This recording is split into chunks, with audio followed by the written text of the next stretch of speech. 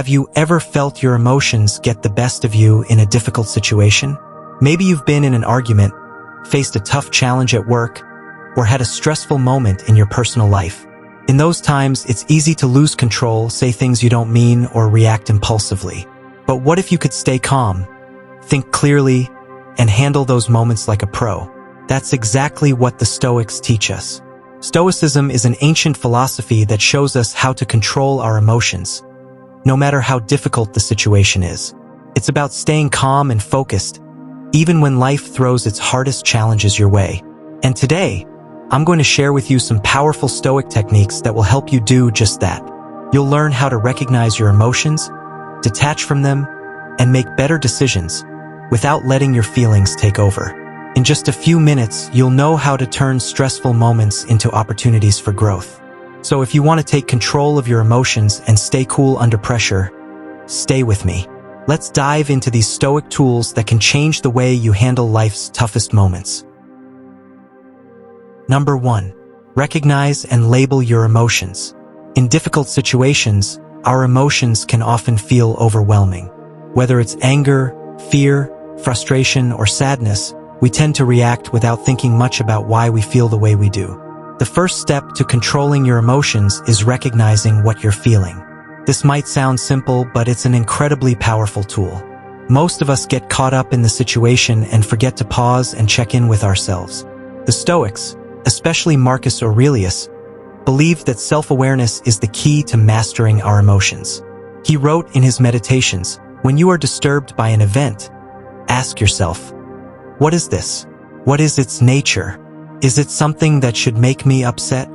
This simple practice can help you detach from the situation and focus on your own emotional response, rather than letting your emotions control you.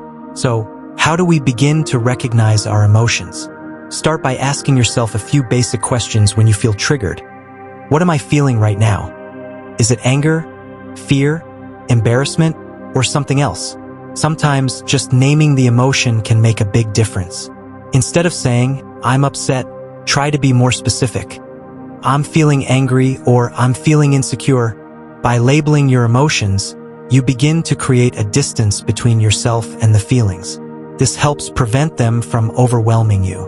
Once you've identified the emotion, take a moment to observe it. Notice where you feel it in your body. Is your chest tight?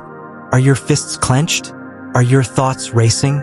The more you pay attention, the more you'll understand how your emotions manifest physically and mentally. This awareness can give you the power to control your reactions instead of simply reacting automatically. This technique isn't about suppressing emotions or pretending they don't exist. It's about acknowledging them, understanding them, and giving yourself the space to choose your response. The Stoics taught us that emotions are natural, but how we react to them is within our control. By recognizing and labeling your emotions, you take the first important step in mastering them. Next time you're in a tough situation, remember to stop and ask, "What am I feeling?" Just by identifying your emotions, you can begin to regain control and prevent them from taking over. Number 2. Detach from the emotional narrative. When you find yourself in a difficult situation, it's easy for emotions to take over. One of the key things Stoic philosophers teach us is to avoid letting our emotions control our actions. A big part of this is learning how to detach from the emotional stories we tell ourselves. Think about it for a moment. When something upsetting happens, like a heated argument or a mistake at work, your mind immediately starts telling a story. "They disrespected me," or "This is a disaster," or "I'm going to fail." These thoughts build on each other, making the emotion even stronger and harder to manage. This is where the Stoic technique of detaching from the narrative comes in. Instead of accepting these emotional stories as facts, you can challenge them. Ask yourself, is this story really true? Or is it just your mind creating an exaggerated version of what happened? For example, if someone cuts you off in traffic, you might think, "This person is a jerk. They're doing this on purpose to make me mad."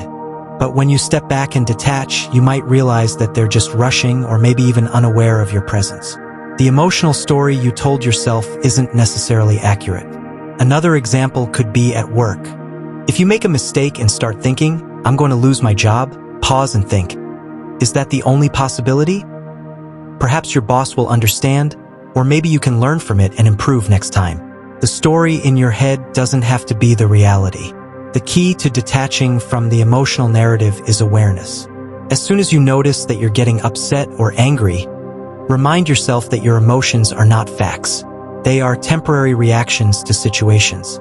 The more you practice stepping back and questioning the story your mind is telling you, the better you'll become at controlling your emotions. This Stoic technique doesn't mean ignoring your feelings or pretending they don't matter. It means recognizing that you don't have to be controlled by them. By questioning the emotional story and separating fact from feeling, you can start to see things more clearly and respond with greater calm and clarity. So, the next time you're in a tough spot, take a step back, pause, and ask yourself, what's really going on here? Number 3. Focus on what you can control. One of the most powerful lessons Stoicism teaches is the idea of focusing on what you can control and letting go of what you cannot. In any difficult situation, our emotions often get the best of us because we spend too much time worrying about things outside of our control. The Stoics believed that we waste a lot of energy trying to control things that we simply can't, like other people's actions, the past, or the future. This only leads to frustration, anxiety, and regret. Think about a time when you've been upset. Maybe you had an argument with someone or faced a tough challenge at work. In these moments, it's easy to focus on what others did wrong or what might go wrong in the future. But the Stoic approach is different. Instead of stressing about what you can't change, focus only on what you can control: your thoughts, your actions, and your reactions. For example, if you're in a heated conversation with someone, you can't control what they say or how they react. But you can control how you respond. You can choose to remain calm, listen carefully, and decide not to let their words affect you. This gives you back your power. By shifting your focus to what you can control, you stop feeling helpless and start feeling strong. A simple way to practice this is to break down the situation into 2 parts. What's within your control and what's not. If you're facing a stressful project at work, you can control how much effort you put in, how you manage your time, and how you stay focused. But you can't control how others perform or what the outcome will be. Knowing this helps you stay calm and avoid getting overwhelmed by things that are beyond your influence. The Stoic philosopher Epictetus often said, "We cannot choose our external circumstances, but we can always choose how we respond to them." This means that no matter what happens around you, you always have the power to decide how you will react. When you focus only on your own actions and choices, you stop feeling like a victim of your circumstances and start feeling like a person who is in control. So the next time you find yourself in a difficult situation, ask yourself, what can I control here? Shift your energy to that, and you'll find it much easier to stay calm, focused, and emotionally strong. Number 4. Practice negative visualization. One powerful Stoic technique for controlling your emotions in difficult situations is called negative visualization. It might sound strange at first, but it's a simple practice that can help you stay calm and focused when things go wrong. Negative visualization is about imagining the worst-case scenario. Instead of ignoring or avoiding fear, you face it head-on. The idea is not to dwell on negative thoughts, but to imagine, just for a moment, what could go wrong. By doing this, you prepare your mind and reduce the shock if things don't go as planned. For example, let's say you're about to have an important meeting. You might be nervous about how it will go, or you're worried that you might mess up. Instead of letting these fears control you, take a moment to imagine the worst. What if the meeting doesn't go well? What if you make a mistake? What if the people in the meeting don't respect you? Visualizing these outcomes can make you realize that even if the worst happens, you'll be okay. The meeting won't ruin your life, and you can always move forward. The goal here is not to worry about the worst, but to prepare yourself emotionally. The Stoics believed that we suffer more from our fear of bad things happening than from the actual events themselves. By imagining the worst, you become less afraid of it, and this allows you to handle the situation better when it happens. You also start to realize that there are always things you can control, no matter the outcome. For example, if you're imagining a tough conversation with someone, think about what might happen. Maybe they'll get angry, or maybe you'll say the wrong thing. Instead of letting that fear freeze you, remember that you can control how you respond. You can stay calm, listen, and express yourself clearly. Even if the situation goes badly, you'll have gained the strength to deal with it without being overwhelmed by emotion. To try this out, take a moment before your next challenge. Whether it's a tough conversation, a big presentation, or a difficult decision. Close your eyes and imagine the worst that could happen. Then, remind yourself that no matter the outcome, you'll be able to handle it. This simple exercise will help you approach difficult situations with more clarity, calmness, and emotional control. Number 5. Pause and breathe. When you're in a difficult situation, it's easy to feel like everything is happening all at once. Emotions rush in, and before you know it, you've already reacted, usually in a way you might regret later. This is where the power of pausing and breathing comes in. It's a simple but effective tool to regain control over your emotions. The Stoics understood that reacting impulsively is often the result of not giving yourself a moment to think. Instead of letting your emotions dictate your actions, take a short pause before you respond. This pause doesn't need to be long, just a few seconds. In that brief moment, you're creating space between the situation and your reaction. During that pause, try to focus on your breath. Breathe in slowly through your nose, hold for a second, and then breathe out slowly through your mouth. This can help calm your nervous system and clear your mind. You might feel your heart rate slow down, your muscles relax, and your thoughts become a bit more focused. It's like hitting the reset button on your emotions. When you feel emotionally triggered, instead of immediately acting out of frustration, anger, or fear, focus on your breath. This simple act can help you regain clarity. By breathing deeply, you remind yourself that you are in control of your response. You are not at the mercy of the situation or your emotions. You have a choice in how you react. Epictetus, one of the great Stoic philosophers, taught that we are not disturbed by things themselves, but by our judgments of them. So, taking a breath allows you to pause and question your judgments. Is this moment truly worth losing control over? How can I respond in a way that aligns with my values? This is the essence of Stoic calmness, responding thoughtfully, not reactively. Next time you feel your emotions rising, try to remember the power of the pause. Take a deep breath, center yourself, and then decide how you want to act. You might be surprised at how much this simple technique can shift your perspective and bring you back to a place of calm, even in the most difficult situations. Number 6. Reflect on the outcome you want. When emotions run high, it's easy to react impulsively. You might say something you regret or do something that doesn't help the situation. But one of the best ways to regain control is to take a step back and focus on the outcome you truly want from the situation. Think about it for a moment. What do you want to happen next?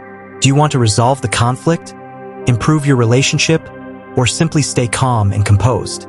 By focusing on the end result, you can make decisions that will move you toward that goal, instead of getting caught up in the heat of the moment. This is where Stoic philosophy can really help. The Stoics believed that it's not events themselves that upset us, but our reaction to them. So, before you react, ask yourself, what do I want to achieve here? This simple question helps shift your focus away from the emotions that are taking over and puts your attention on what really matters, the outcome. For example, imagine you're in an argument with a colleague or a friend. Your initial emotion might be anger or frustration, but take a moment to think. What do you actually want from this conversation? Do you want to be right, or do you want to fix the problem, clear up the misunderstanding, or maintain peace? By remembering your goal, you can avoid saying things in anger that might make the situation worse. It's also important to remember that your actions should align with the values you want to live by.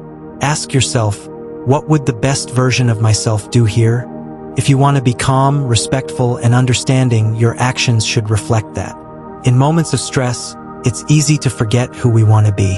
But taking a second to pause and reflect on your true goals can help you respond in a way that's aligned with your values. This practice isn't about suppressing your emotions or pretending they don't exist. It's about recognizing that your emotions are not the boss of you. You are in charge of your actions, and by focusing on the outcome you want, you can steer yourself back toward what's most important. So, the next time you face a difficult situation, pause and ask yourself, what outcome do I really want? Let that answer guide you, and you'll find yourself reacting with much more control and clarity. To wrap up, remember that controlling your emotions in difficult situations is a skill that takes practice, but with the right techniques, anyone can learn to master it. By recognizing and labeling your emotions, you can take the first step in understanding them. Detaching from the emotional stories we tell ourselves helps prevent us from spiraling into negativity. And by focusing on what we can control, our reactions, we regain our power and calm. The Stoic practice of negative visualization also prepares us for the worst, reducing the emotional shock when things don't go as planned. Taking a moment to pause, breathe, and reflect on the outcome we want keeps us grounded and helps us make better decisions. All of these simple practices, rooted in Stoicism, can make a huge difference when life feels overwhelming.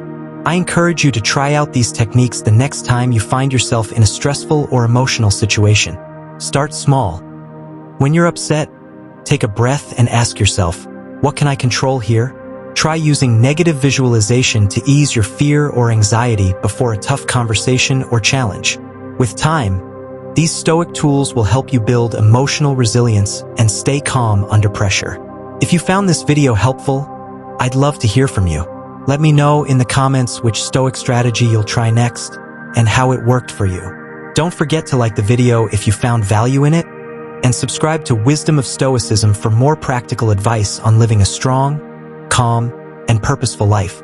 Thanks for watching, and remember, it's not what happens to you, but how you respond that defines your peace of mind. Stay stoic,